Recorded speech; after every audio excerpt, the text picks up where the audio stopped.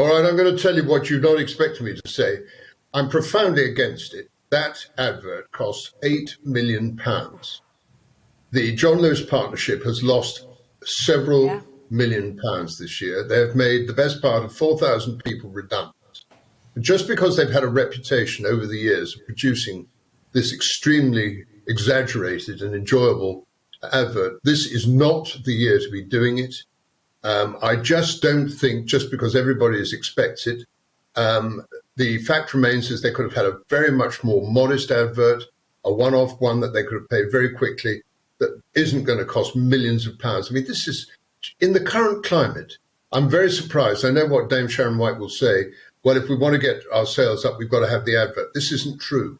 The fact remains is that people go to the John Lewis partnership because of what they've got, and hopefully the way they've changed the way they're doing it.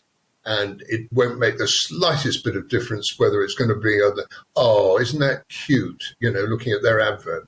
Rubbish. Not for me. Sorry. So it's more about the money spent on it than the message it sends. I mean, if they'd shown an advert you're not going to draw me on that. Oh, we thought that. OK. Well, there's no way you're going to draw me. So over a glass of wine, I'll tell you.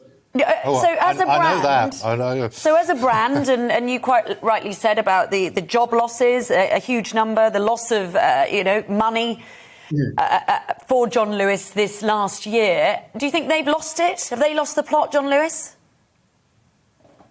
Well, I think they're going into a massive regrouping situation. I mean, they've got to realise that online's the way forward, and they're going into housing, and they're going into gardening, and they're going to cut back a lot of their properties, and they're closing about 8 of their shops and the rest of it. And this is a very expensive operation. And in fairness to them, when you make a lot of people redundant, you don't do it for nothing.